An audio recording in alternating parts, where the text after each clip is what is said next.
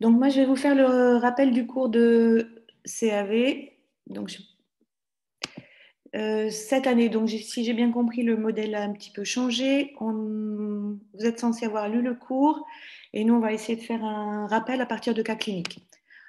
Alors, je commencerai par une diapo de rappel quand même pour vous remontrer donc, les différentes formes anatomiques de CAV et le shunt et l'hémodynamique qu'elles peuvent entraîner avec bien sûr les formes partielles, avec un shunt soit au niveau auriculaire, soit au niveau ventriculaire.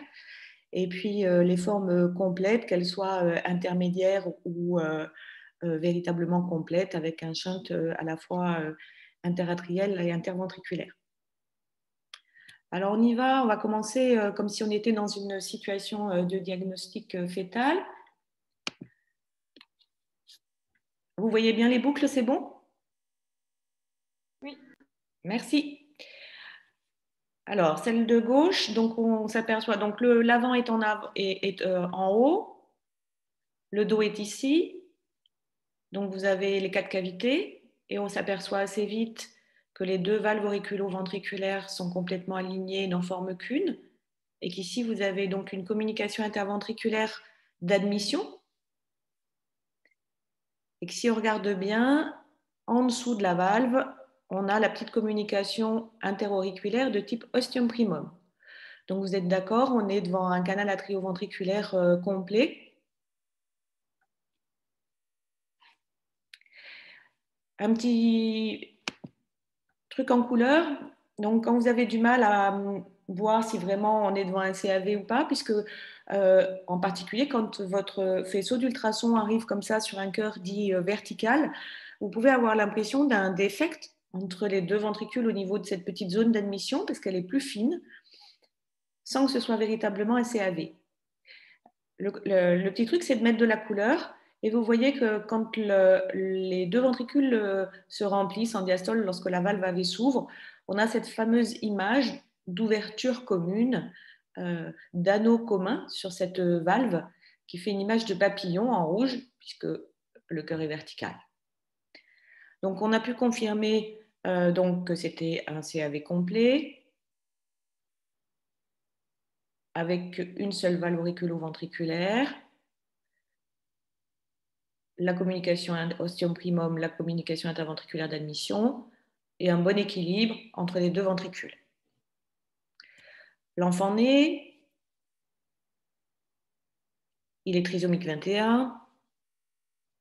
On le savait d'ailleurs avant la naissance, puisqu'il y avait eu une clarté nucale élargie, un risque combiné faible, puis un DPNI positif pour la trisomie 21, avec une anomalie des os propres du nez, une dysmorphie et ce CAV.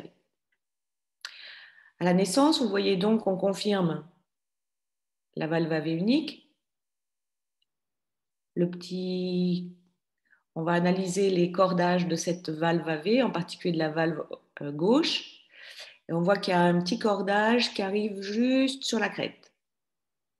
Ça vous dit quelque chose? Je vous ferai un petit rappel. C'est probablement donc une classe A de Rastelli. On voit que les 2 ouvertures, les 2 valves AV, même communes, sont relativement symétriques, que la communication interventriculaire est de taille intermédiaire, que la communication interventriculaire est de taille intermédiaire et interauriculaire plutôt de petite taille, et qu'il existe probablement un ostium secundum associé.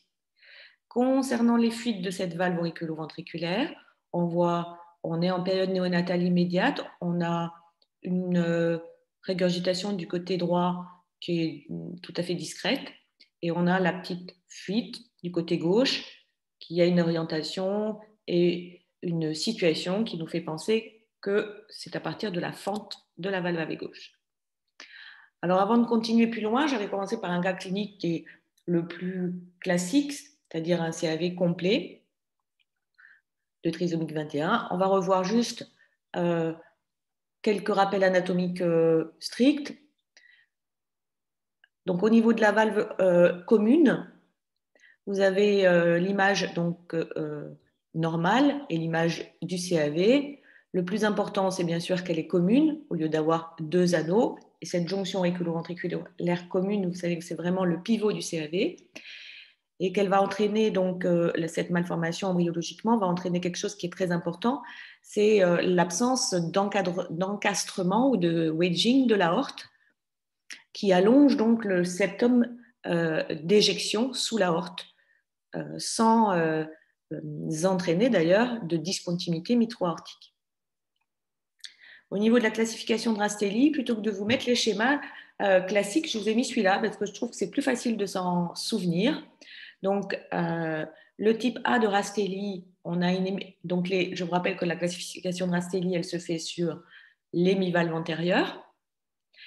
Lorsqu'elle est divisée et attachée, en particulier avec un cordage sur la crête, c'est le type A, le plus fréquent. Lorsqu'elle est divisée mais pas attachée et que le cordage part du côté ventriculaire droit sur le septum, c'est le type B. Et le type C, elle n'est pas divisée, donc elle fait un grand pont, cette hémivalve antérieure, et les cordages vont s'attacher au fond du ventricule droit.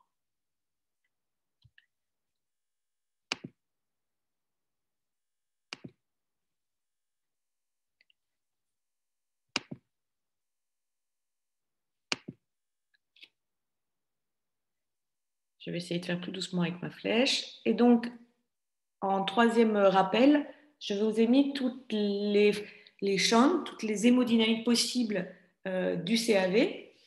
Donc, on va juste les reprendre très brièvement et après, je vous ferai des exemples pour vous mettre en évidence ces différentes formes cliniques. Donc, au niveau, un shunt bien sûr auriculaire, un shunt ventriculaire, ça reste classique. La fuite entre guillemets tricuspide, la fuite de la valve AV gauche. Un shunt qui est très important, c'est le shunt entre le ventricule droit et l'oreillette gauche, mais aussi, on peut aussi avoir un shunt entre le ventricule gauche et l'oreillette droite.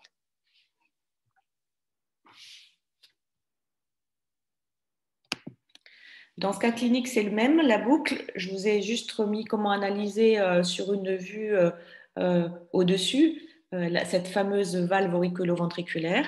Donc là, on est à un niveau où on peut analyser plus les hémivalves et les parties latérales de la valve, plus que le pilier ou les attaches. On verra comment les évaluer plus dans d'autres vues.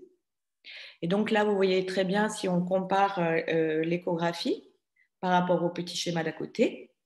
On voit l'hémivalve antérieure. On voit d'ailleurs le petit cordage qui arrive sur la crête comme on voyait en cas de cavité. Et ce qu'on voit très bien dans cette vue et qui est important à analyser, c'est le feuillet mural gauche de la valve AV gauche qui est très important pour la réparation et qui peut être plus ou moins hypoplasique et qui est là sur le schéma. La fente, elle se situe entre l'hémivalve antérieure et l'hémivalve postérieure. Et sur l'écho, je vous le montre. Vous voyez bien ma flèche? Oui. Parfait. Donc, elle est où je vous mettais la flèche pour vous le montrer.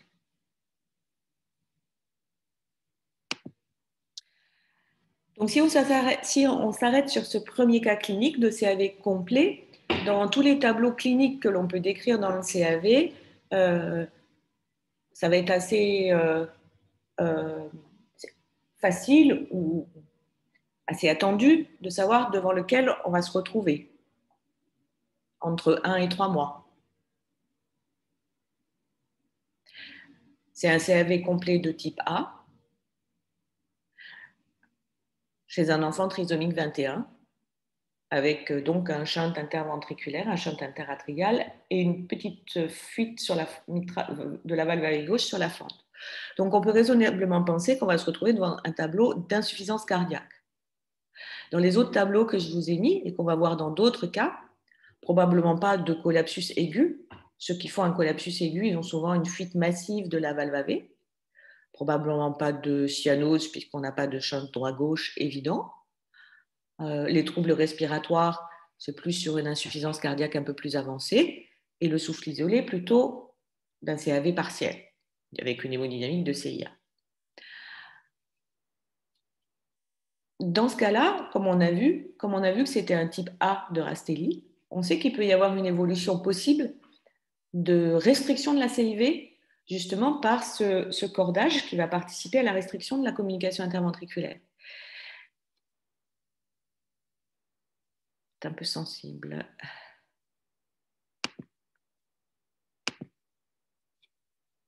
Cependant, dans le cas où nous étions, la CIV était assez large, même avec ce cordage. On était devant un bébé trisomique 21 avec un risque de maintien d'une hypertension artérielle pulmonaire néonatale plus important.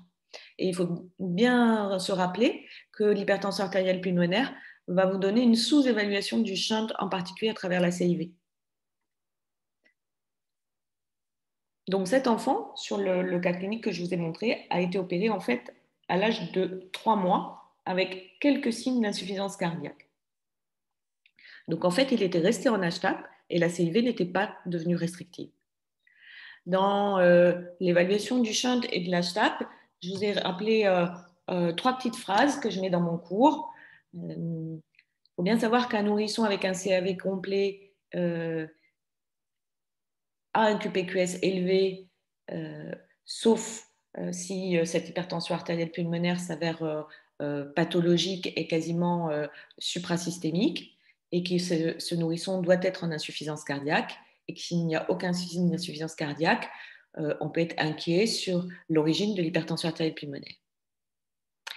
La deuxième chose importante, c'est qu'il ne faut pas oublier de chercher autre chose, puisqu'un nourrisson avec un CAV qui n'a pas de CIV ou qui a une CIV restrictive ne doit pas avoir d'hypertension artérielle pulmonaire ni d'insuffisance cardiaque. Et on s'est parfois retrouvé devant, par exemple, un enfant trisomique 21 ou pas, avec un CAV où il n'y avait qu'une CIA de type ostium primum, et de se retrouver à 3 mois dans un nourrisson en insuffisance cardiaque avec HTAP, et il avait une fistule artério-veineuse.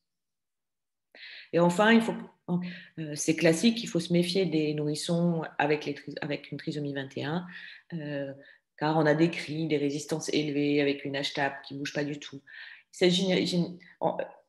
On doute un peu plus. Ce sont des situations relativement exceptionnelles où le bébé n'a vraiment aucun signe d'insuffisance cardiaque et une hypertension artérielle pulmonaire iso, voire suprasystémique. Et d'ailleurs, on ne réalise plus sur un nourrisson trisomique 21 avec CAV complet, HTAP, mais quelques petits signes d'insuffisance cardiaque, on ne réalise plus de cathétérisme cardiaque, on l'opère précocement.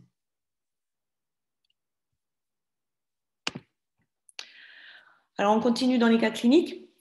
Donc, vous voyez, on est un peu dans la même situation que tout à l'heure, mais la CIA de type ostium primum, elle est un petit peu plus large, et la CIV d'admission, elle est encore plus petite. Et on voit bien qu'on est de nouveau devant un type A avec un petit cordage sur la crête, mais dans cette situation, on peut penser que la CIV va devenir très vite restrictive. Vous voyez que le shunt, en particulier sur la boucle couleur, est peu important. On est obligé de considérer aussi les flux de régurgitation, et vous voyez ce nourrisson est un peu plus âgé que le précédent sur cette boucle d'écho. La fuite tricuspide est un peu plus importante, et au niveau de la valve AV gauche, on voit bien qu'il y a une fuite VG-OG sur la fente et une fuite VG-OD sur le petit shunt qui est très souvent présent dans le CAV puisqu'il passe par cette zone pathologique du fait même du CAV. Donc 3 points de fuite relativement classiques dans le CAV.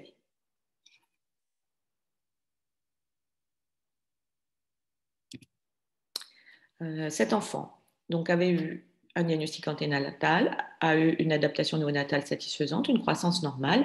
Il était un petit peu tachycarde dans la première année de vie. Il n'y a pas eu de traitement et on a pu l'opérer à l'âge de 3 ans. Il s'est donc finalement comporté comme une CIA avec une discrète fuite mitrale.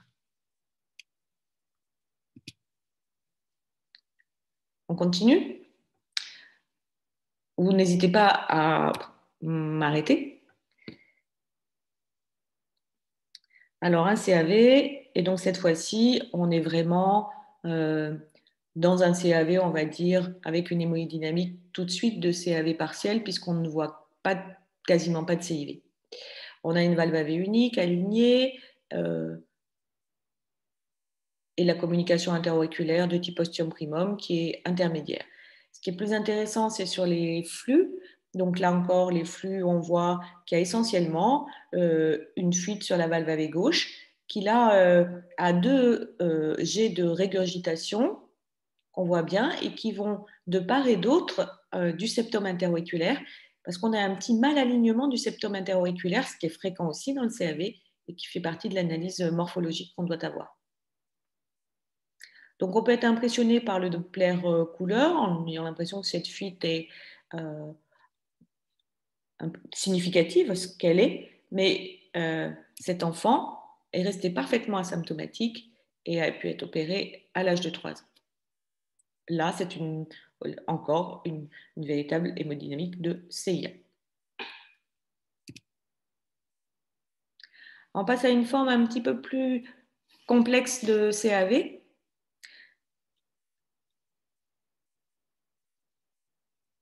Il s'agit donc d'une enfant qui avait une oreillette unique.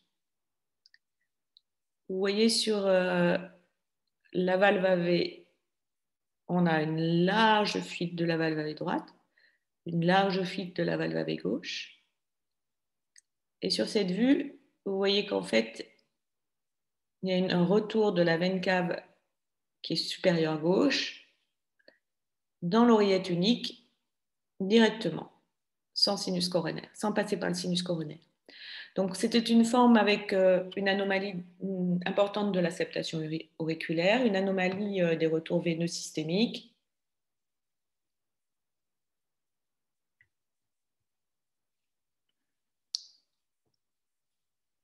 Alors, je pense que vous m'entendez encore. Je vais être obligée d'arrêter parce que je dois forcer à quitter le logiciel.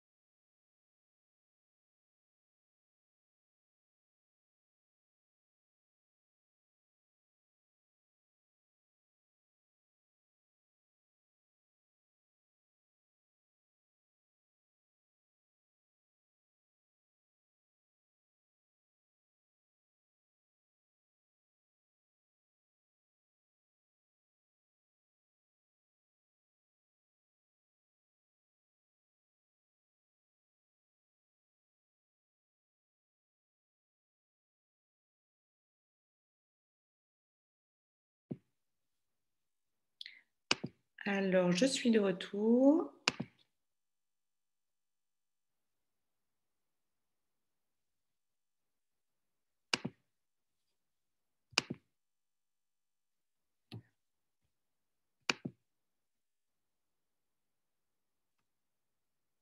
Donc, vous m'entendez, c'est bon?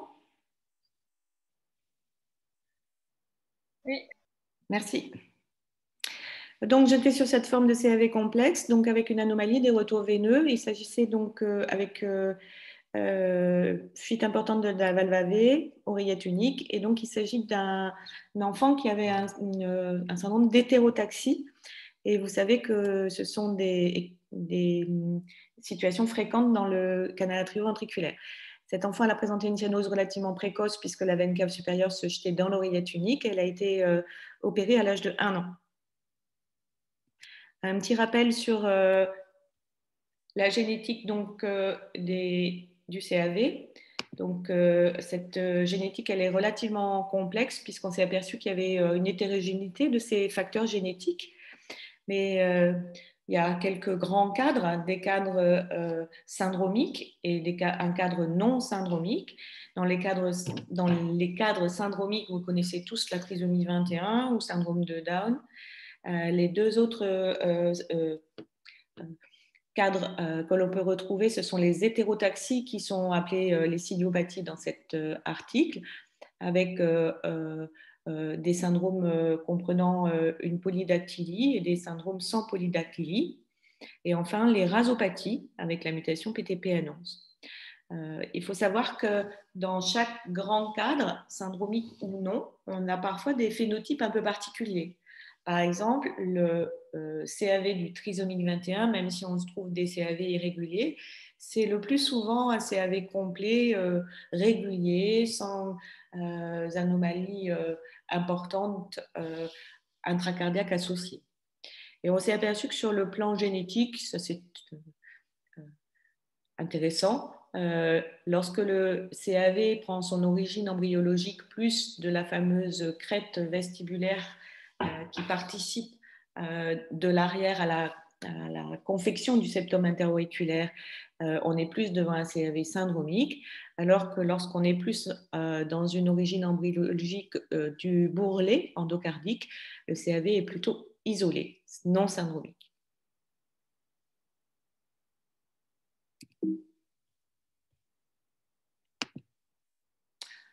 On continue un petit peu dans nos cas cliniques pour voir d'autres shunts.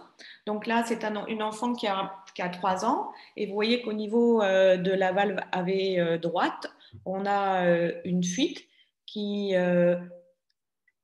au début, fait VD-OD et on s'aperçoit qu'en longeant d'ailleurs le petit anévrisme du septum d'admission qui fait que la CIV est fermée, cette fuite va créer un shunt VD-OG. Et donc, cet enfant a présenté une cyanose, en particulier à l'effort à l'âge de 3 ans, et a été opéré à 3 ans. Un petit rappel avant d'avancer dans les cas cliniques de l'hémodynamique et de la chirurgie. Donc, le CAV complet avec la CIA, la CIV large et l'anomalie de la valve auriculaire ou ventriculaire gauche, c'est une indication de chirurgie entre 3 et 6 mois qui est en fonction du QPQS, de la fuite de la valve AV gauche et du degré d'hypertension artérielle pulmonaire. On passe au CAV intermédiaire avec toujours la CIA, l'anomalie de la valve auriculo-ventriculaire gauche et la CIV qui devient restrictive. Et là, l'indication peut être entre finalement 9 mois et 4 ans en fonction de l'évolution de cette CIV restrictive. Et puis, on a le CAV partiel avec finalement une hémodynamique de CIA avec une anomalie de la valve AV gauche et dont l'indication opératoire est généralement entre 1 et 4 ans et fonction là encore du QPQS et de l'importance de la fuite mitrale. Avant la chirurgie, il y a des questions essentielles qu'il faut se poser, bien sûr sur la taille des shunts, mais surtout sur cette valve auriculo-ventriculaire, parce que c'est ce qui fait toute la difficulté, bien sûr, de la chirurgie de ce CAV. Les questions préliminaires, je vous les ai listées, on va les voir un petit peu sur des exemples. toujours regarder les éléments de cordage et d'accroche de ces cordages, en particulier sur la crête. Toujours regarder le composant mural de la valve AV gauche. Et ce composant mural, on va l'évaluer en fonction des piliers qui sont plus resserrés, de la taille même de ce composant, du tissu de ce composant. Il faut regarder la taille et l'aspect de la fente et ensuite vérifier que cette valve AV n'est pas particulière comme ayant un double orifice par exemple. Le chirurgien, on va le voir, il va le plus souvent fermer la fente, essayer de réaliser la meilleure captation valvulaire avec ou sans tissu, avec ou sans annuloplastie. Alors, je vais revenir sur cette valve AV qu'on va essayer d'analyser en préopératoire au mieux pour le chirurgien. Et vous voyez sur la première boucle que c'est une très belle ouverture en double orifice sur cette valve AV gauche. Vous avez l'orifice principal ici qui se poursuit par la fente entre les deux hémivalves et ici, vous voyez le petit orifice accessoire. J'enlève ma... Donc, on voit bien l'orifice principal et le petit orifice accessoire.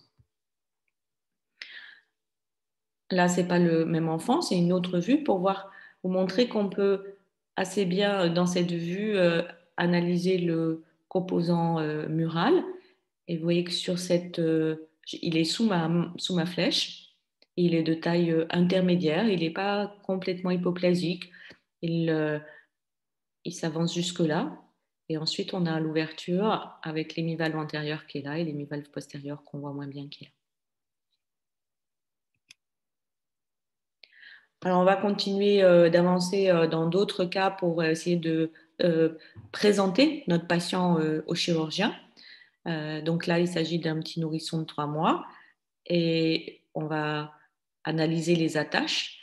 Donc, une fois qu'on a analysé l'attache sur la crête, c'est bien, mais il faut bien analyser aussi les attaches latérales de cette valve AV gauche, en particulier celle du composant mural. Et vous voyez que celles-ci, elles sont restrictives, elles sont toutes tirées. Et il y avait d'ailleurs un RM. Et là, vous voyez que les piliers, ils sont tellement rapprochés qu'on a l'impression d'en voir plus qu'un. Et on comprend bien que ces cordages que je vous ai montrés de l'autre côté qui s'attachent sur ce pilier vont donner une restriction, un RM important et qu'il va falloir libérer cette valve. Et vous aurez donc le diaporama. À chaque fois, je vous ai mis le compte-rendu opératoire dessous que vous pourrez lire. Voici le résultat. Ce résultat est bon. Il persiste une petite fuite au bout de la fente mitrale qui a été suturée ici. Et en 3D, on voit que la suture de cette fente qui est là, qui est fermée, le ventricule gauche est là, le ventricule droit est là, et on voit l'ouverture centrée de cette valve AV gauche avec un feuillet, vous voyez, mural qui est bien coopté aux autres feuillets dans la fermeture de cette valve.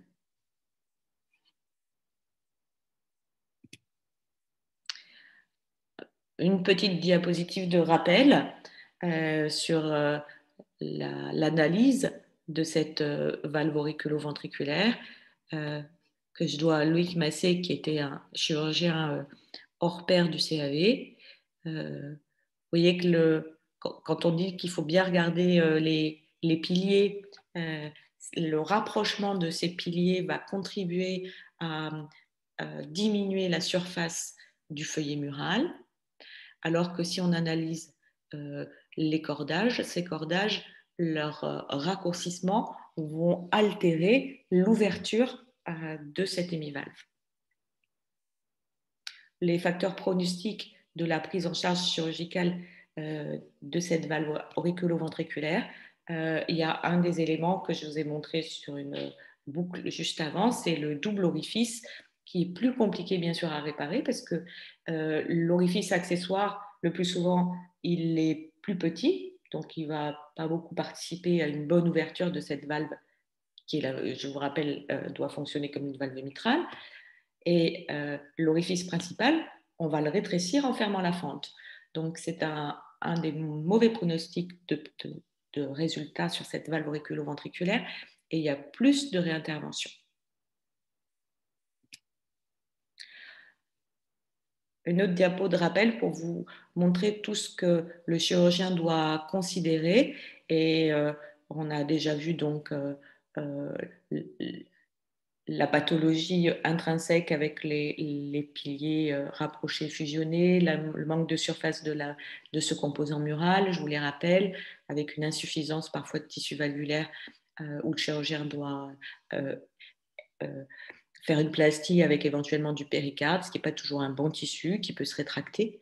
Une notion qui apparaît là, c'est la notion de lésion dystrophique surajoutée, en particulier dans le CAV partiel, où on a souvent des fentes un peu plus marquées, du fait même de la fusion de l'hémivalve avec l'hémivalve antérieure avec l'hémivalve postérieure sur la CIV qui est fermée.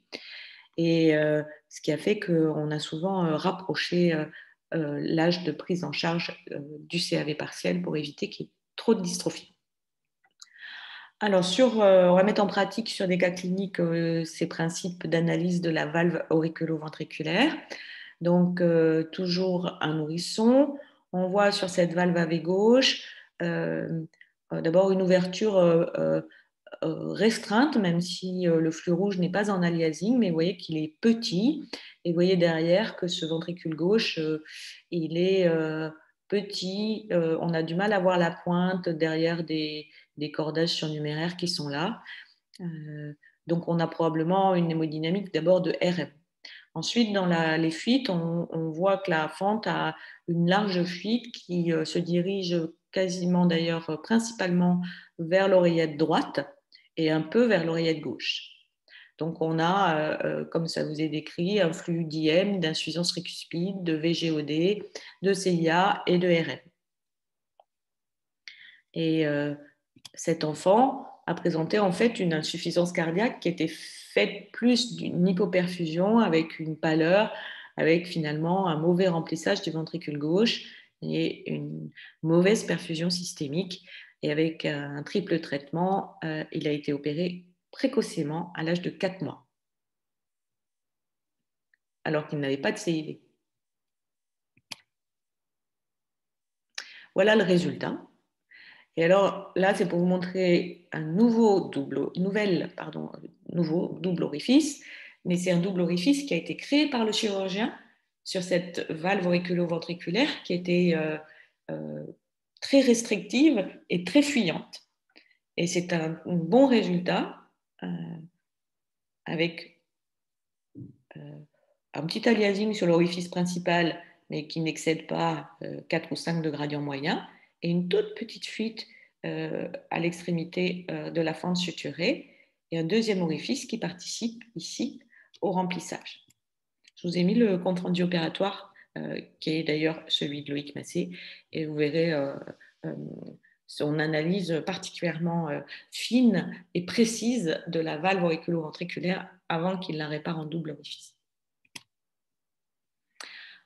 Alors, un autre cas, c'est un nourrisson qui est un peu plus âgé, il doit avoir 6 mois. On voit de nouveau que ce ventricule gauche, il est encore plus petit, que cette valve auriculo-ventriculaire, elle est encore plus restrictive, plus attachée à ce pilier quasiment unique, et qu'on a deux fuites à G important, une fuite qui fait vraiment VGOD, vous voyez, et une fuite VGOG beaucoup moins importante. On l'a opéré un peu plus tard, à 9 mois, mais lui aussi, ce qui est intéressant, c'est qu'il avait un hypodébit systémique. Donc, vous voyez que des CAV de type finalement partiel, ostium primum, vont pouvoir avoir une hémodynamique liée plus au flux de régurgitation ou d'ouverture de la valve AV gauche et être opéré dans la première année de vie.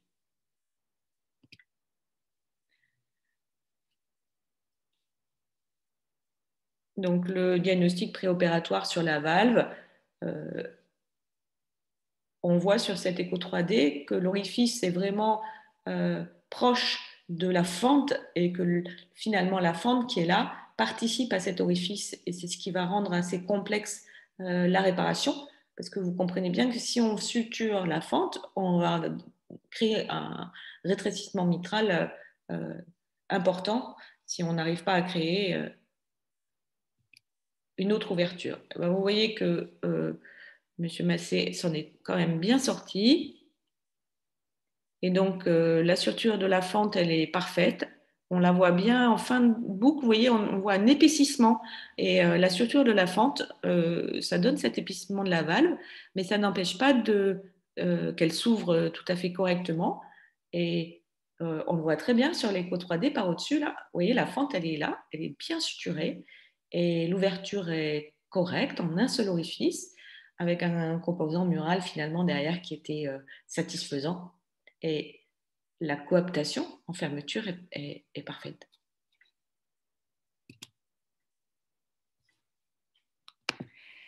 Et je vous ai mis de nouveau le compte-rendu opératoire.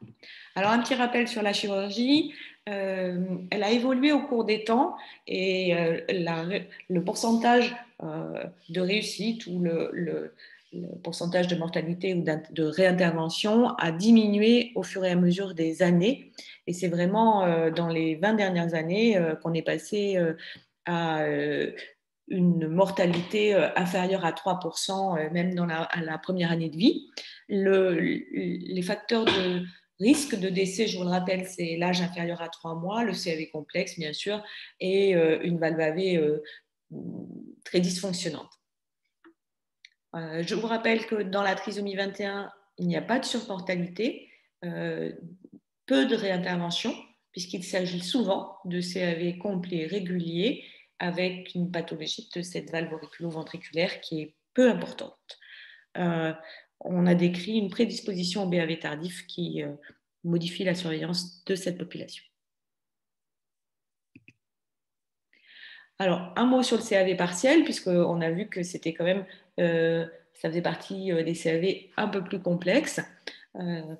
L'indication donc est passée finalement un peu comme toutes les CIA, mais maintenant avec les procédures prothétiques en cathétérisme, on ferme les CIA un peu plus tard. On est revenu à un âge parfois entre 6 et 10 ans pour favoriser la prothèse. Et en fait, le CAV partiel, on a plutôt réavancé l'âge de la chirurgie puisqu'on veut éviter ce phénomène de dysplasie de la valve auriculo-ventriculaire du fait de la fuite sur la fente. Donc, plutôt vers l'âge de 3 ans. Et on décrit, comme je vous l'ai montré dans les exemples, un certain nombre de CAV partiels qui sont relativement symptomatiques avec une symptomatologie précoce dans la première année de vie par l'anomalie de la valve AV.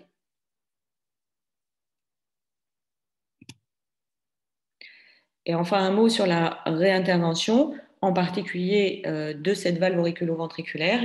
Les autres réinterventions sont plutôt dues à des obstacles de la voie gauche, voire des obstacles de la voie droite. Donc, cette réintervention sur valve auriculo-ventriculaire, elle est assez fréquente quand même, 14%. Elle n'est pas dénuée de risque. Elle est parfois réussie par une plastie simple, mais on finit souvent en remplacement valvulaire. Et bien sûr, les facteurs de risque qui ont été décrits sont principalement la pathologie importante de cette valve auriculo-ventriculaire. Je vous ai juste mis un article que j'ai trouvé cette année qui est intéressant puisqu'il nous montre que l'évolution de cette valve auriculo-ventriculaire en fonction de son état préopératoire, de son état post-opératoire immédiat, n'est pas du tout standardisé ou homogène pour ce qu'on va retrouver en post-opératoire tardif. Alors, vous voyez bien que c'est sûr qu'il vaut mieux avoir une petite fuite ou une fuite discrète, qu'on aura plus de chances d'avoir peu de fuite ou une fuite discrète en post-op immédiat, et finalement, en post-opératoire tardif, pas de fuite ou une bonne réparation.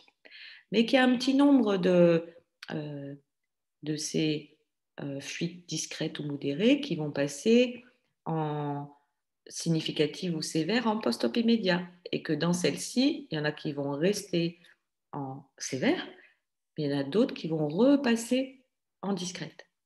Donc vous voyez, les effectifs ne sont pas très importants, mais ça permet de se dire qu'on ne peut pas dire que tout est affirmé en pré-op, en post-op immédiat, pour savoir ce que va devenir. Donc le message que je vous passerai, c'est qu'il faut savoir prendre un petit peu de temps. Il ne faut pas se dire juste en post-op immédiat, il a tout raté, la fuite est infernale.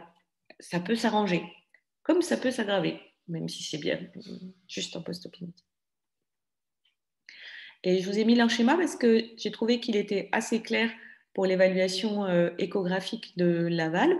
Donc, on a l'angle des piliers qui est bien connu, la surface de ce petit composant mural et la longueur de la fente.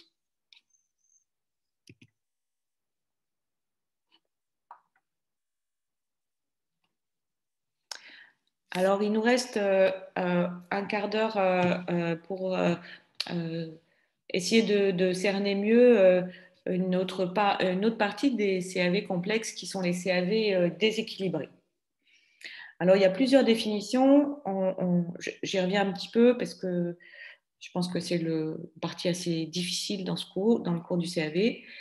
En prénatal, on a simplifié la définition. On mesure le ratio entre la valve AV gauche, la valve AV droite et la CIV pour définir des CAV déséquilibrés. Ce qui est intéressant en anténatal, c'est l'évolutivité potentielle de ces CAV.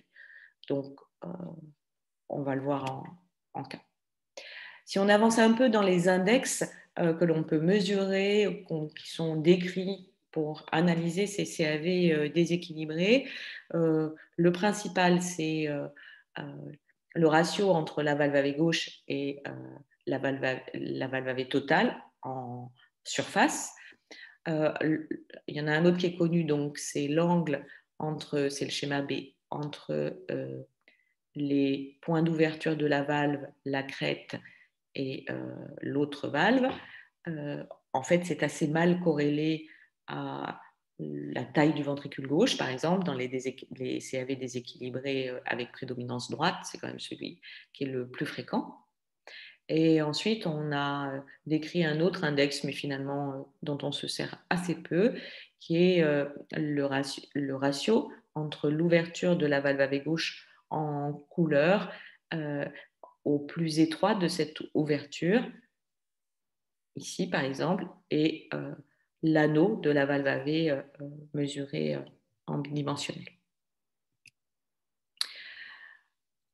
Je vous ai repris cet article parce qu'il est intéressant, parce que finalement, pourquoi on essaye d'avoir ces tonnes d'index pour essayer d'approcher au mieux ce déséquilibre?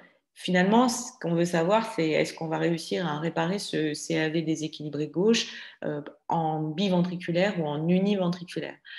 Et on s'aperçoit que c'est parfois difficile de le savoir, dans le CAV d'ailleurs comme dans les chaudes, et qu'on essaye de l'approcher au mieux. Alors, il y a bien sûr des mesures, il y a une impression que vous pouvez avoir au fur et à mesure de votre expérience, et d'autres critères que ces mesures, qui sont l'évolution clinique, et en particulier, par exemple, la ductodépendance néonatale. Il y a la morphologie du ventricule gauche, est-ce qu'il forme l'apex, comment il se remplit. Il y a des aspects de straddling ou d'overriding de cette valve. Bon. Et puis, il y a le contexte, c'est-à-dire que si vous êtes dans un contexte de trisomie 21 ou d'hétérotaxie, le pronostic ne sera pas toujours le même dans ces CAV déséquilibrés. Et c'est pour ça que ces auteurs, ils ont essayé de chercher dans les index qu'on a décrits lequel pouvait peut-être nous permettre de faire le meilleur organigramme, donc d'essayer d'orienter au mieux vers l'uni ou le biventriculaire la réparation. Et donc, il y a bien sûr toujours la surface de la valve AV gauche par rapport à la valve AV complète. Et vous voyez qu'en dessous de 0,2, on passe en uni. Mais qu'au-dessus de 0,2, ben, ça peut être les deux. Et ensuite, ils ont retenu le IN VSD. Et en fait, c'est le ratio entre on le voit là, la taille de la CIV et la valve auriculo-ventriculaire. Et vous voyez que si ce ratio est de l'ordre de 0,5, on est plutôt vers l'uni, alors que s'il va vers 0,2, on est plutôt en bi. Et entre les deux, bah, ça fera partie de ces nombreux staffs médico-chirurgicaux. Alors, je vais vous montrer quelques exemples de CAV déséquilibrés. Alors, c'est une vieille boucle, mais j'ai lenté le poste et l'histoire de cet enfant est intéressante. Donc, on voit qu'il y a une valve AV unique. Le ventricule gauche est là. Il va jusqu'à la pointe, mais il est aplati un peu comme une galette sur ce gros ventricule droit. On n'a pas vraiment de CIV, mais on a une large CIA, ostium primum. On a même du mal avec l'écho là, à aller voir s'il y a un petit rebord ou s'il s'agit d'une oreillette unique. Donc, devant ce fœtus, il faut se demander si ce ventricule gauche, quelle potentialité il aura.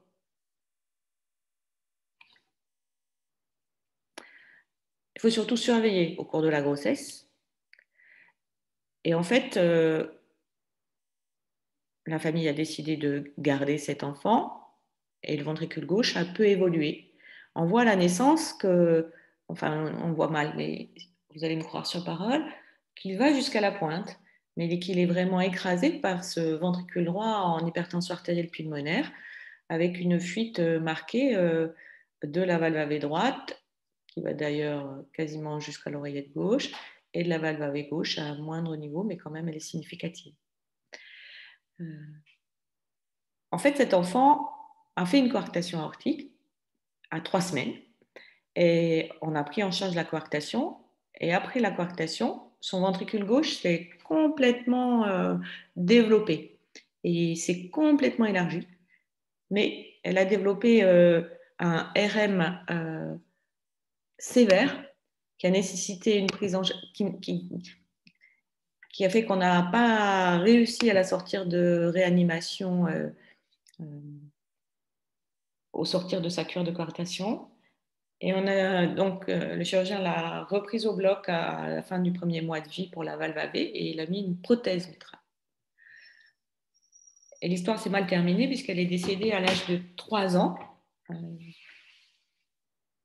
sur une surinfection AVRS après de multiples complications de sa valve mécanique avec un pacemaker et une endocardite sur pacemaker. Donc finalement, c'était bien une réparation biventriculaire qu'il fallait faire, mais c'était un CAV avec une pathologie de la valve AV gauche extrêmement sévère, puisque nécessitant une prise en charge ou pas du RM à l'âge de 1 mois. Alors, je vais continuer dans l'analyse anténatale de ces CAV déséquilibrés, puisque maintenant, le diagnostic commence souvent en anténatal. Et vous voyez, on est devant une situation encore plus grave. Donc la pointe est là, le cœur est horizontal. C'est souvent plus facile avec un faisceau d'ultrason qui arrive perpendiculairement d'analyser ce CAV. Et on voit qu'il y a une valve AV unique, une oreillette unique extrêmement large, un ventricule droit un peu large et un VG qui est tout petit, qui est tout écrasé. Et en couleur, on voyait qu'il se remplissait mal. Donc là, on était relativement tôt dans la grossesse, on a conclu à un risque prépondérant de prise en charge univentriculaire. Et les parents ont choisi une interruption médicale de grossesse. Alors, je vais vous prendre et je finirai par 2 cas qui sont nés. Et... Oh non.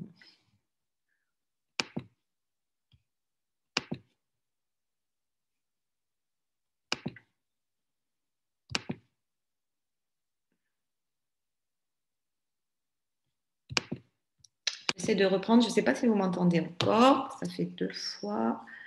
Oui, oui. Alors avant je pense que oui, je vais être obligée de refermer l'ordinateur comme tout à l'heure. Je réponds juste à la question de Thomas. Est-ce qu'on ferme toujours la fente même s'il n'y a pas de fuite? La tendance est à dire qu'il faut toujours fermer la fente, mais de très bons chirurgiens ont eu de très bons résultats sans toucher à la fente, en particulier dans les CAV complets. Dans les CAV partiels, c'est exceptionnel qu'on ne touche pas la fente, je pense même qu'on peut dire presque jamais. Mais dans un CAV complet, ou après la fermeture par une technique à un patch ou deux patchs, on n'est pas toujours obligé parfois, certains chirurgiens ne ferment pas la fente avec un très bon résultat. Dans le cours, ce qui est sur le site, vous avez dans les résultats post-opératoires un exemple de CAV complet opéré à l'âge de 4 mois sans fermeture de fente et je vous montre le résultat qui est très bon.